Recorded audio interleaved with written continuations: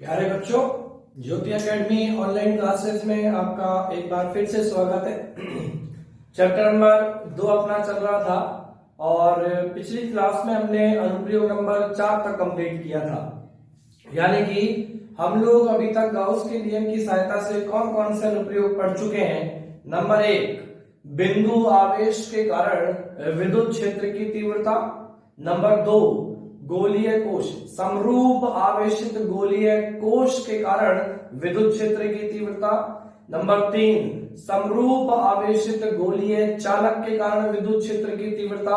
और नंबर 4, समरूप आवेशित गोलीय अचालक के कारण विद्युत क्षेत्र की तीव्रता। क्लियर? चारों ही केस लगभग हमारे पास समान थे।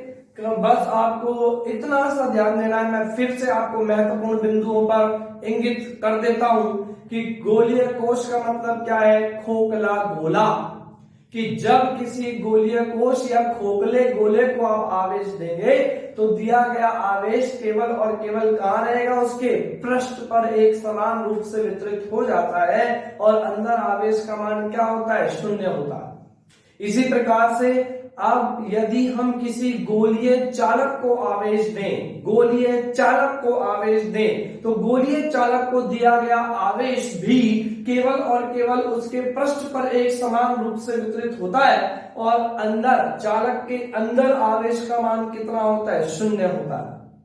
ठीक है बेटा, सबसे महत्वपूर्ण बात आपको ये याद रखनी है। और गोलीय अचालक की अगर हम बात करें तो गोलीय अचालक को दिया गया आवेश उसके संपूर्ण आयतन में, मैं रिपीट कर देता हूं, उसके संपूर्ण आयतन में एक समान रूप से वितरित होता है।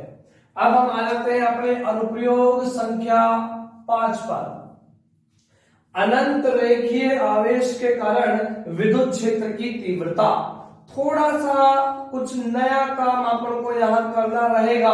बाकी स्टेप जिस बात पर मैंने आपको फोकस किया है कि गाउस के नियम का कोई सा भी अनुप्रयोग क्यों ना आ जाए, आपको केवल और केवल 3 स्टेप फॉलो करने हैं। ठीक है बेटा, तो इस अनुप्रयोग में भी हम केवल और केवल 3 स्टेप फॉलो करेंगे जिस प्रकार से हमने पिछले 4 अनुप्रयोग में पढ़ा है। थोड़ा ध्यान दीजिएगा, यहाँ पे थोड़ा सा अलग अनुप्रयोग है ये। सबसे पहले हम चर्चा करते हैं रेखीय आवेश। आप लोगों ने चैप्टर नंबर 2 में ही सतत आवेश वितरण पढ़ा था कि यदि आवेश अति अल्प दूरी, यानी कि यदि आवेश बिल्कुल पास पास स्थित है तो हम इसे क्या कहते थे, सतत आवेश वितरण। अब सतत आवेश वितरण कितने प्रकार के, या तो एक सरल रेखा के अनुदिश जिसे आप क्या कहते थे, रेखीय आवेश वितरण। कहने का मतलब यदि आवेश एक सरल रेखा के रूप में वितरित है, पास पास स्थित है, तो इसे हम क्या कहते हैं, रेखीय आवेश वितरण। यदि आवेश पृष्ठ के रूप में है, पृष्ठीय आवेश वितरण।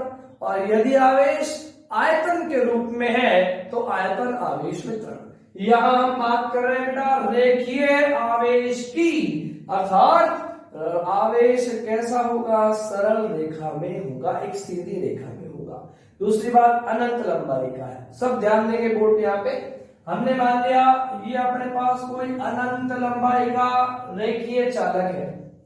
क्लियर बेटा, अनंत लंबाई का है, कोई लंबाई इसकी फाइनाइट नहीं है, निश्चित नहीं है। अब हम क्या कह रहे हैं, आपने इसको आवेश दिया तो इस बेचारे के पास केवल और केवल लंबाई है, तो दिया गया आवेश इसकी संपूर्ण लंबाई पर, दिया गया आवेश इसकी संपूर्ण लंबाई पर एक समान रूप से वितरित हो जाएगा। हमने मान लिया इसकी प्रति एकांक लंबाई, वही छोटा प्रश्न आ गया, रेखीय आवेश घनत्व किससे व्यक्त किया था, लैम्डा। हमने मान लिया इसकी प्रति एकांक लंबाई आवेश की मात्रा, जिसे आप क्या कहते हैं, रेखीय आवेश घनत्व लैम्डा है। क्लियर बेटा, इसके किसी बिंदु O से स्मॉल r दूरी पर कोई बिंदु P है जिस पर हमें विद्युत क्षेत्र की तीव्रता गाउस के नियम की सहायता से ज्ञात करनी है। क्लियर बेटा, दोबारा देख लीजिए प्रॉब्लम क्या है अपने पास। अनंत रेखीय आवेश है हमारे पास, कोई लंबाई सीमित नहीं, असीमित लंबाई है, इसलिए हमने मान लिया इसकी एकांक लंबाई पर आवेश की मात्रा जिसे हम क्या कहते हैं, रेखीय आवेश घनत्व कितना है, लैम्डा है। क्लियर? इसके किसी ओ बिंदु से स्मॉल आर दूरी पर कोई बिंदु पी है जिस पर अपन को विद्युत क्षेत्र की तीव्रता ज्ञात करनी है। ठीक है, अब आइए सबसे पहले मैं आपको बिंदु पी पर विद्युत क्षेत्र की दिशा ज्ञात करना सिखा रहा हूं। नया कंसेप्ट है, बिल्कुल कंसंट्रेट होके एक एक बात को ध्यान से सुनना है। बहुत सारी आगे आने वाली डेरिवेशंस में काम आएगी यही बात। मैंने आपको पहले बताया हुआ है कि फिजिक्स में लॉजिक चलता है बेटा। रटन विद्या एक प्रतिशत नहीं चाहिए, लॉजिक होना चाहिए। कब क्या लॉजिक लगेगा, कब क्या लॉजिक लगेगा, बिल्कुल कंसेप्ट एकदम क्लियर होना चाहिए। गलती इससे भी गलती नहीं हो पाएगी। अब आप ये देखें कि हमें बिंदु P पर विद्युत क्षेत्र की तीव्रता ज्ञात करनी है। तो विद्युत क्षेत्र की तीव्रता ज्ञात करनी है तो परिमाण भी होगा और दिशा भी होगी। परिमाण तो अपन किसकी सहायता से ज्ञात कर लेंगे, गाउस के नियम की सहायता से, क्योंकि अनुप्रयोग वही है, हमें गाउस के नियम की सहायता से ही ज्ञात करना है। दिशा देखो बेटा, दिशा देखो, एक एक बात को ध्यान से सुने।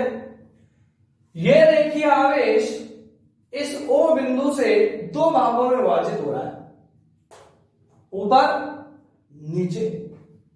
यदि मैं ऊपर एक अल्पांश भाग ले लूं, उदाहरण के तौर पर A1 A2, इस अनंत लंबाई पर अपन ने एक अल्पांश लंबाई अल्पांश भाग ले लिया। क्लियर? इस अल्पांश भाग A1 A2 के कारण, ध्यान यहां, कंसंट्रेशन यहां, इस अल्पांश भाग A1 A2 के कारण बिंदु P पर विद्युत क्षेत्र की दिशा कैसे निकालोगे?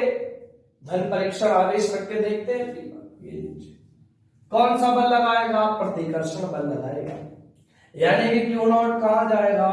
ये लीजिए, इसको अपन अगर नाम दें तो इसको आप नाम दे दो चाहे P1।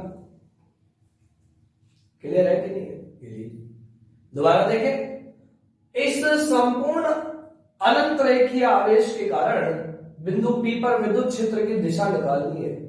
O बिंदु से ये अनंत रेखीय आवेश दो भागों में, ऊपर उतना ही नीचे, क्योंकि अनंत लंबाई का है, इसका ना कोई स्टार्टिंग सिरा है ना कोई एंडिंग सिरा है, ये तो बराबर रूप से है।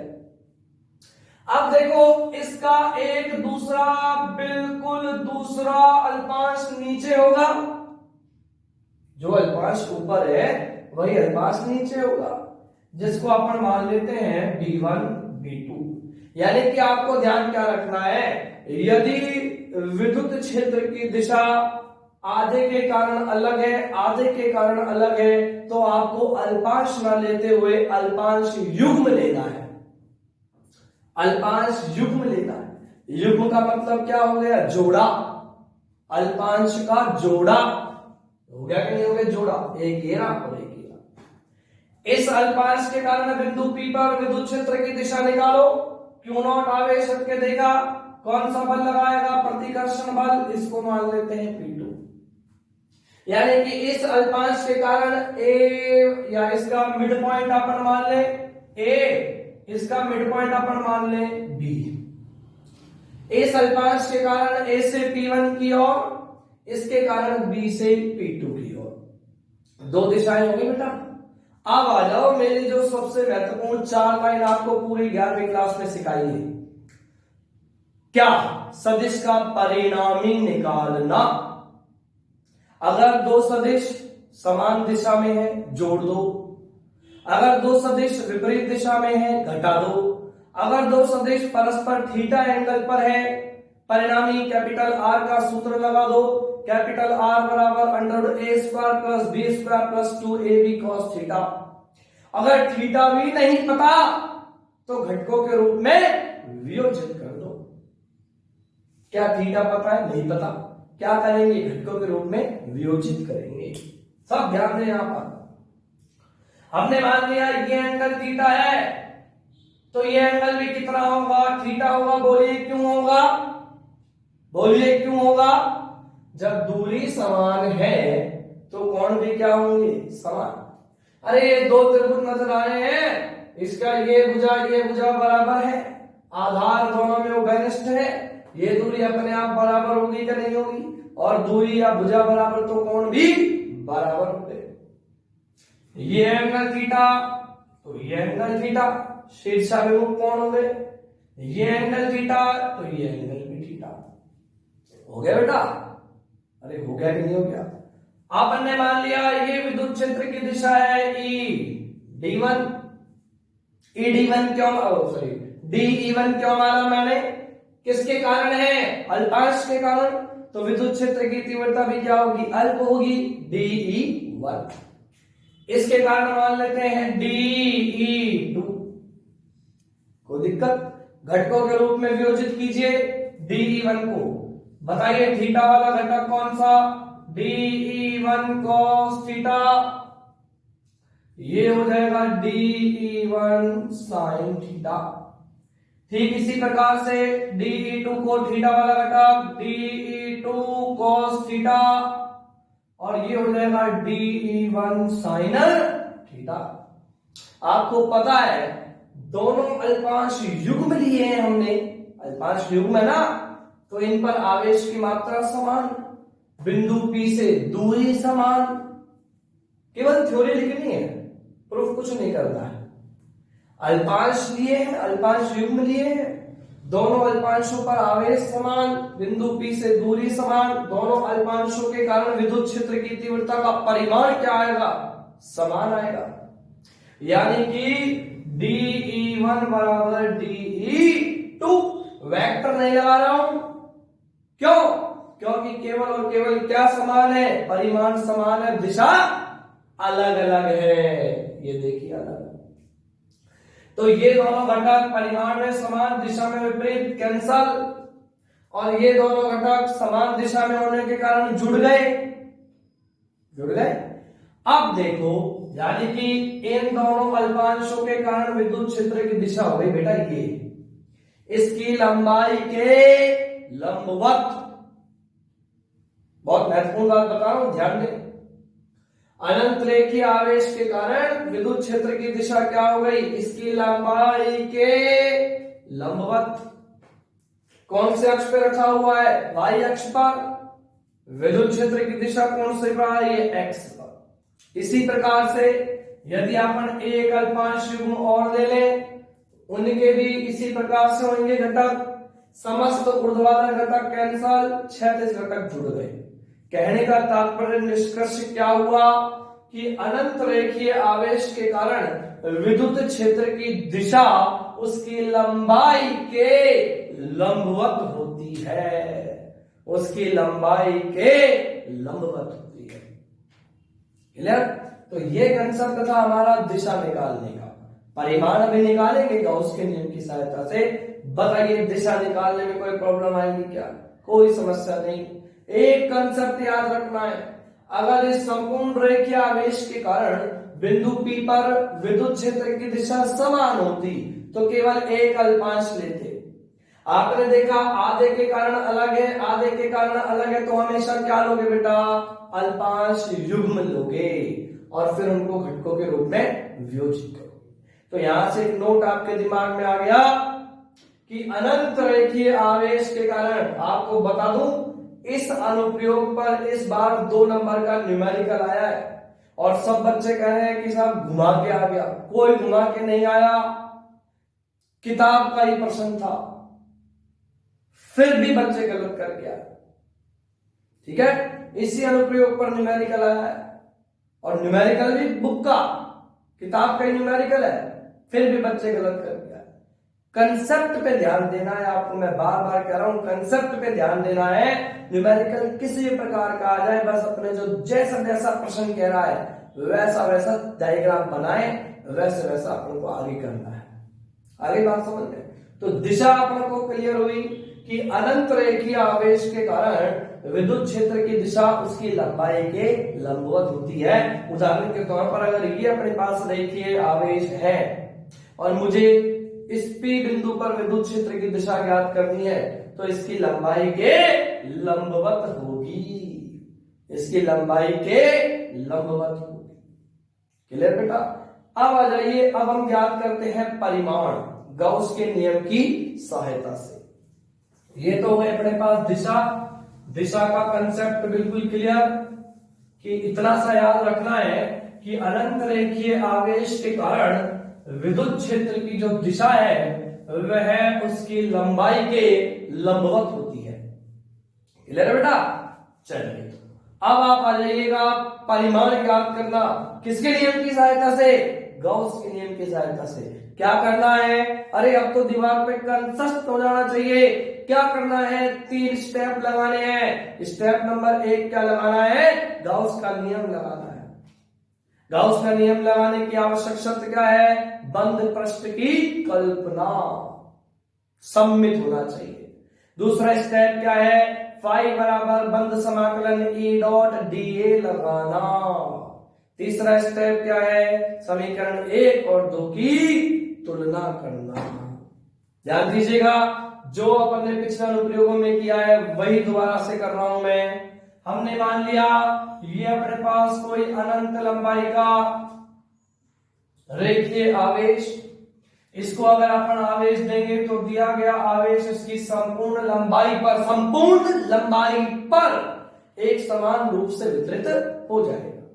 इसके किसी बिंदु O से स्मॉल r दूरी पर कोई बिंदु P है जिस पर अपन को विद्युत क्षेत्र की तीव्रता का मान गॉस के नियम की सहायता से ज्ञात करना है। स्टेप नंबर 1, मैं कह रहा हूं सब बच्चे ध्यान देंगे बहुत अच्छी तरह से। स्टेप नंबर 1, गॉस का नियम लगाना। गॉस का नियम लगाने की आवश्यक शर्त क्या है, बंद पृष्ठ की कल्पना करना। और बंद पृष्ठ कैसा होना चाहिए, ज्यामितीय रूप से सम्मित होना चाहिए। अब ध्यान दीजिए, सभी बच्चे ध्यान दें। ये हमारे पास रेखीय आवेश, देखो बेटा, इससे स्मॉल r दूरी यहां, इससे स्मॉल r दूरी यहां, इससे स्मॉल r दूरी यहां, इससे स्मॉल r दूरी यहां, सब बिंदुओं को मिलाओगे क्या बनेगा, एक वृत्त बनेगा। क्या बनेगा, एक वृत्त बनेगा। दोबारा से ध्यान दें, ये हमारे पास रेखीय आवेश, इससे स्मॉल r दूरी, इससे स्मॉल r दूरी, इससे स्मॉल r दूरी, इससे स्मॉल r दूरी, सभी बिंदुओं को मिलाओगे क्या बनेगा, एक वृत्त बनेगा। लेकिन फ्लक्स जो है वह तो पृष्ठ से निकलता है, तो क्या किया जाए, अनंत लंबाई का है ना, एक वृत्त, एक वृत्त, एक वृत्त, एक वृत्त, एक वृत्त। अगर बहुत सारे एक समान त्रिज्या के वृत्तों को एक के ऊपर एक रख दिया जाए तो क्या बनता है, खोखला बेलन। क्या बनता है, खोखला बेलन। दोबारा देखिए, अगर ये हमारे पास अनंत रेखीय आवेश, अनंत रेखीय आवेश से स्मॉल r दूरी कहीं भी ले सकते हैं आप, उन सभी बिंदुओं को मिलाओगे क्या बनेगा, वृत्त बनेगा। और क्योंकि कहीं से भी वो बिंदु हो सकता है तो एक वृत्त, वृत्त के ऊपर वृत्त, वृत्त के ऊपर वृत्त, वृत्त के ऊपर वृत्त। अगर एक समान त्रिज्या के बहुत सारे वृत्तों को एक के ऊपर एक रख दिया जाए तो क्या बन जाएगा, बेलन बन जाएगा, खोखला बेलन बन जाएगा। इसलिए क्या किया हमने, स्मॉल r त्रिज्या, बोर्ड पे ध्यान, स्मॉल r त्रिज्या और स्मॉल l लंबाई के, स्मॉल r त्रिज्या और स्मॉल l लंबाई के बेलनाकार बंद पृष्ठ की कल्पना कर ली। इसकी लंबाई अपन ने कितनी मान ली बेटा, स्मॉल l मान ली। क्लियर है कि नहीं है, बोलो। अब अगर बेलन l लंबाई का है तो बेलन के अंदर जो ये रेखीय आवेश रखा ये भी कितनी लंबाई का होगा, l लंबाई का होगा। अरे आया ना, बेलन अगर l लंबाई का रखा है तो रेखीय आवेश भी कितनी लंबाई का हो गया, l का, बाकी का बाहर रह गया। क्लियर। अब देखिए ध्यान से, गॉस का नियम लगाने की शर्त लागू होती है। अरे स्टेप नंबर 1 क्या है भाई, स्टेप नंबर 1 है गॉस का नियम लगाना। गॉस का नियम लगाने की आवश्यक शर्त क्या है, बंद पृष्ठ की कल्पना करना। बंद पृष्ठ की कल्पना हो गई तो क्या मैं गॉस का नियम लगा सकता हूं क्या, बिल्कुल लगा सकता हूं। क्या आएगा, फाई बराबर summation q upon epsilon not. Summation Q यहाँ पे क्या है, समेशन क्यू यहाँ पे क्या है, बंद पृष्ठ के अंदर कुल आवेश की मात्रा। बंद पृष्ठ कितनी लंबाई का बेलन, एल लंबाई का। ध्यान दीजिएगा, हमने माना रेखीय आवेश की इकाई लंबाई पर, ध्यान दीजिए, इकाई लंबाई पर आवेश कितना माना है, लैम्डा। रेखीय आवेश घनत्व, तुम्हारा बंद पृष्ठ कितनी लंबाई का है, एल लंबाई का, तो एल लंबाई पर आवेश जिसको हम कह रहे हैं समेशन क्यू कितना आ गया, लैम्डा एल आ गया। मैं कह रहा हूं कोई दिक्कत ही नहीं है, 1% दिक्कत नहीं है बेटा। बार बार अभ्यास करोगे, 1-2 बार अपने हाथ से करके देखोगे, हाथों हाथ कंसेप्ट कभी जिंदगी में नहीं भूल सकते। इतना बढ़िया कंसेप्ट से आपको ये करा हूं। इकाई लंबाई पर आवेश लैम्डा, बंद पृष्ठ कितनी लंबाई का, एल लंबाई का, एल लंबाई पर आवेश कितना हो गया, लैम्डा है। अपना स्टेप नंबर 1 का काम कंप्लीट हो गया बेटा। फाई बराबर समेशन क्यू की जगह lambda L upon epsilon not. समीकरण नंबर 1, स्टेप नंबर 1 कंप्लीट। कोई दिक्कत ही नहीं है, क्लियर है कि नहीं। अब आ जाते हैं, यहां मैं करके दिखाता हूं आपको। स्टेप नंबर 2, स्टेप नंबर 2 क्या है, स्टेप नंबर 2, फाई बराबर बंद समाकलन वेक्टर ई डॉट डीए लगाना। यहां अब आपके पास एक नई चीज आएगी, बिल्कुल कंसंट्रेट हो जाए आप। अभी तक तो क्या था, पिछले जितने भी अनुप्रयोग आपने पढ़े ना बेटा, उसमें ई और डीए की जो दिशा है वो केवल एक ही दिशा थी। एक ही दिशा का मतलब आपने चाहे गोलीय कोश पढ़ा है, चाहे गोलीय चालक पढ़ा है, चाहे गोलीय अचालक पढ़ा है, ई और डीए की दिशा समान थी, थीटा बराबर 0 आ रहा था। अब देखो, मैं आपको दैनिक जीवन के रूप में भी सिखा रहा हूं और भौतिकी के रूप में भी सिखा रहा हूं। हमें निकालना क्या है, इस काल्पनिक बंद पृष्ठ से निकलने वाला या संबद्ध या निर्गत विद्युत फ्लक्स, दैट मीन फाई, आपको ज्ञात करना है। कहने का मतलब, इस बेलन से कितनी विद्युत बल रेखाएं बाहर निकले, ठीक है बेटा। और विद्युत बल रेखाएं किसको व्यक्त करती है, विद्युत क्षेत्र की दिशा को। अभी अभी हमने ज्ञात किया कि रेखीय आवेश के कारण जो विद्युत क्षेत्र की दिशा है वो उसकी लंबाई के लंबवत होती है। सबका ध्यान यहां होगा, बिल्कुल कंसंट्रेशन यहां। यानी कि इस रेखीय आवेश से विद्युत बल रेखाएं इस प्रकार से निकलेंगी। निकलेंगी कि नहीं निकलेंगी? तो मुझे बता, क्या इस बेलन के जो ये वृत्त वाला भाग है ऊपर और नीचे वाला, इससे कोई विद्युत बल रेखाएं निकलेंगी क्या? एक भी नहीं निकलेंगी, क्योंकि देख ये तो रहा वृत्त और ये है बल रेखा। अरे बल रेखा ऐसे थोड़ी ना है तो इस वृत्त से निकलेंगी, ऐसे है। अब आ जाओ भौतिकी की भाषा में, अपन क्या कर रहे हैं, क्योंकि देख तुझे हमेशा बता रखा है क्षेत्रफल की दिशा हमेशा कहां होती है, पृष्ठ के अभिलंब, पृष्ठ के अभिलंब होती है। देखिए मैं आपको एक एग्जांपल से सिखाता हूं उस बात को। एग्जांपल लेते हैं हम। एग्जांपल में क्या ले रहा हूं मैं, ध्यान दे सभी कि ये हमारे पास बेलन है, मैंने इसको ऐसे कर दिया, ये आपके पास बेलन है, सबको नजर आ रहा है, ध्यान यहां पे होना चाहिए।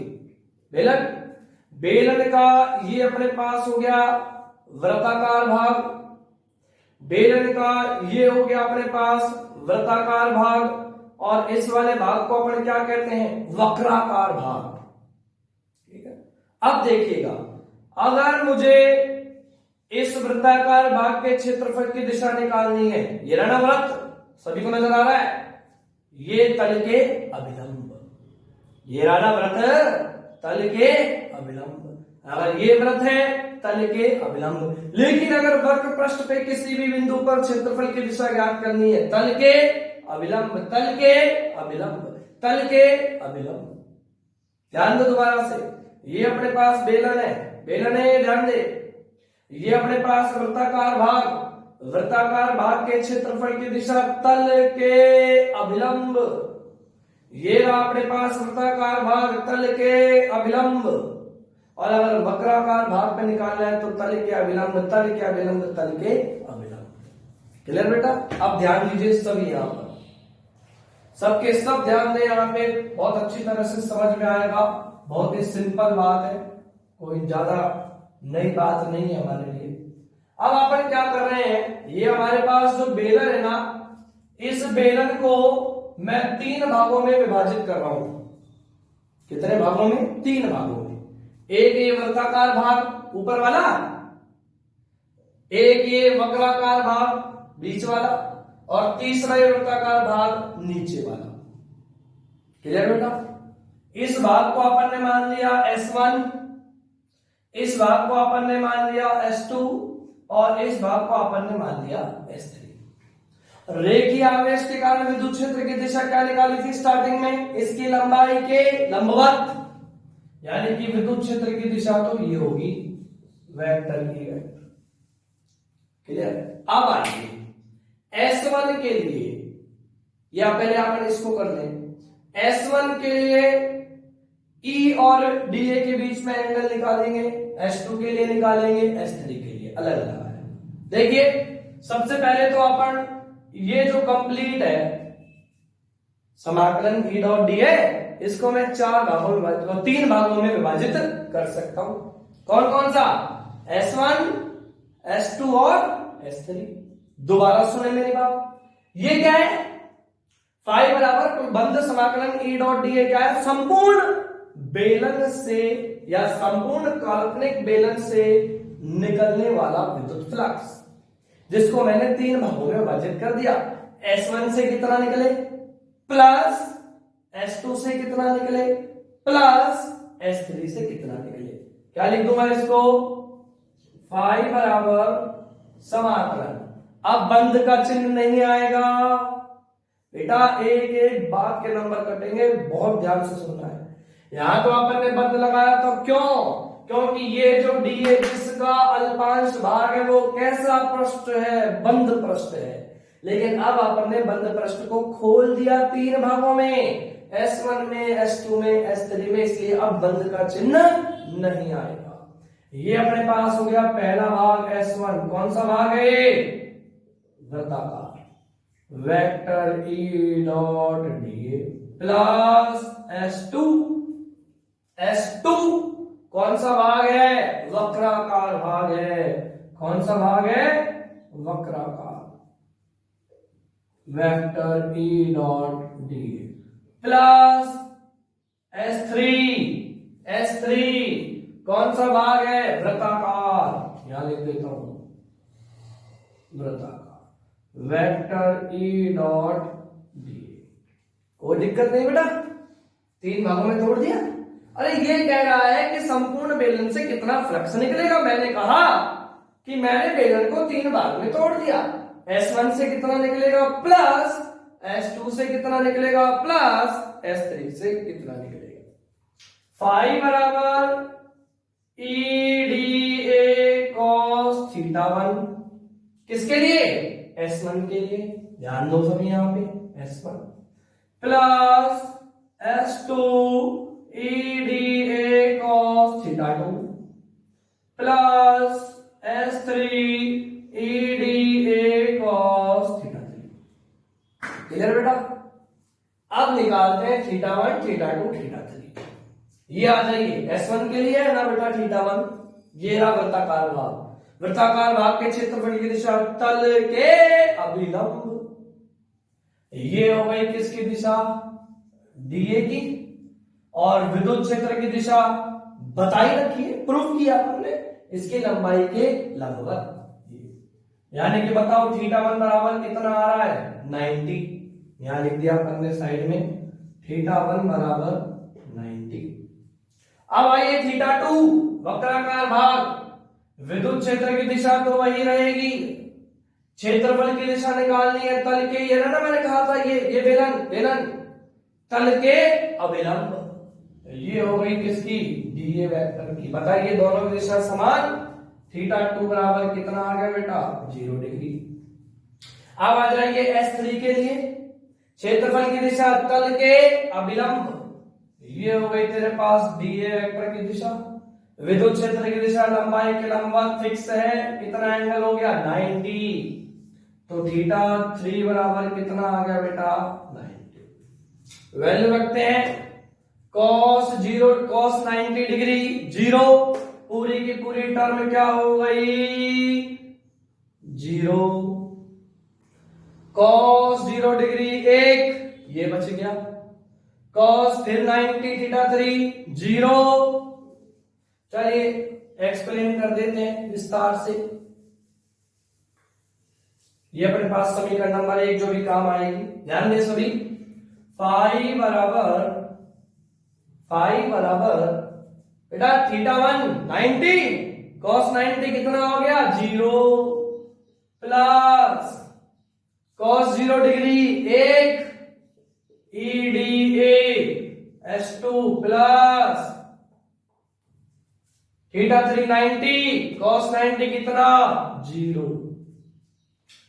फाई बराबर E बार S2 DA। अब देख गलती होने के चांस ही नहीं। DA क्या है मुझे बता, S2 भाग का अल्पांश क्षेत्रफल, S2 भाग का अल्पांश क्षेत्रफल। S2 भाग कौन सा भाग है वक्राकार, समाकलन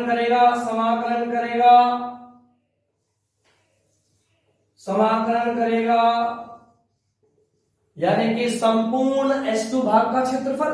दोबारा सुन मेरी बात, DA क्या है S2 भाग का अल्पांश क्षेत्रफल, समाकलन करेगा संपूर्ण S2 भाग का क्षेत्रफल। S2 भाग कौन सा भाग है वक्राकार, बेलन के वक्र पृष्ठ का क्षेत्रफल 2 पाई r h, जहां h बेलन की लंबाई, आपन ने कितनी मानी लंबाई बेलन की L, क्या आएगा 2 पाई r, क्या आ गया फाई बराबर E into 2 pi R L. बेटा स्टेप नंबर 2 समीकरण नंबर 2, इतना सा करना, हर अनुप्रयोग में सेम, हर अनुप्रयोग में सेम।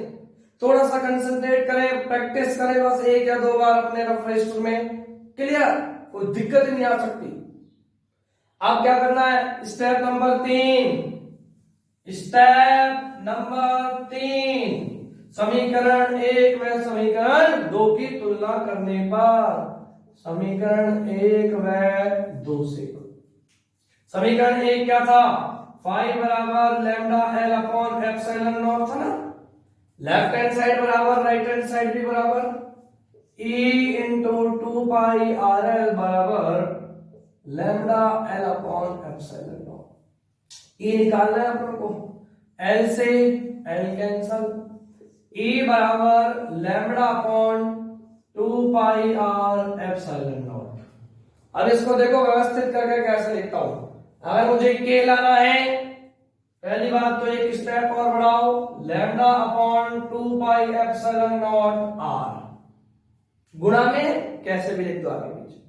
अब अगर मुझे इसको K बनाना है, K क्या होता है 1 अपॉन 4 पाई एप्सिलॉन नॉट, यानी कि नीचे 2 से मल्टीप्लाई करना पड़ेगा, नीचे 2 से मल्टीप्लाई करो तो ऊपर भी करो, 2 से ऊपर नीचे मल्टीप्लाई कर रहा हूं बेटा, ये बन गया 4 pi epsilon not 1 upon K, E बराबर 2K लैम्डा अपॉन r। दोबारा देखिएगा, लैम्डा अपॉन 2 पाई r एप्सिलॉन नॉट था, मुझे अगर K बनाना है तो 1 अपॉन 4 पाई एप्सिलॉन नॉट करना है, मैंने 2 से क्या कर दिया, ऊपर भी मल्टीप्लाई कर दिया नीचे भी, ये 1 अपॉन 4 पाई एप्सिलॉन तो क्या बन गया तेरे पास, K बन गया 2 लैम्डा अपॉन r। ये आ गया अपने पास अनंत रेखीय आवेश के कारण विद्युत क्षेत्र की तीव्रता। क्लियर, वही 3 स्टेप, मैं कह रहा हूं वही 3 स्टेप करने हैं, इसके अलावा कुछ भी नहीं करना, ठीक है। अब यदि आप देखें E और R के बीच में ग्राफ खींचे हम, क्या संबंध आ रहा है, दूरी के बीच, दूरी और विद्युत क्षेत्र की तीव्रता के मध्य E समानुपाती 1 अपॉन r।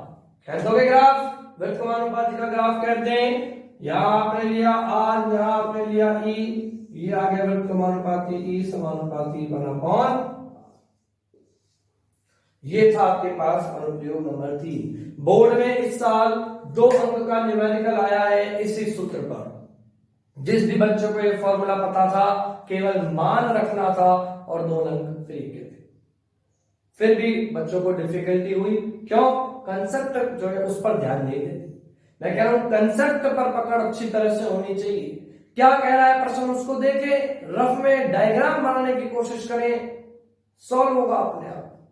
तो ये था हमारे पास गॉस के नियम का अनुप्रयोग संख्या 5, अनंत रेखीय आवेश के कारण विद्युत क्षेत्र की तीव्रता। दिशा तो क्या याद रखनी है, हमेशा उसकी लंबाई के लंबवत, हमेशा उसकी लंबाई के लंबवत, और परिमाण कितना, E बराबर 2k लैम्डा अपॉन में r। जैसे जैसे दूर जाओगे विद्युत क्षेत्र की तीव्रता का मान घटेगा। ठीक है बेटा, तो आज आपको यह अनुप्रयोग नंबर 5 पढ़ना है, 5 तक पढ़ना है, पिछला भी रिपीट करके, पिछला भी रिवाइज करके, यहां तक प्रत्येक बच्चे को कंसेप्ट हो जाना चाहिए। क्लियर है? धन्यवाद।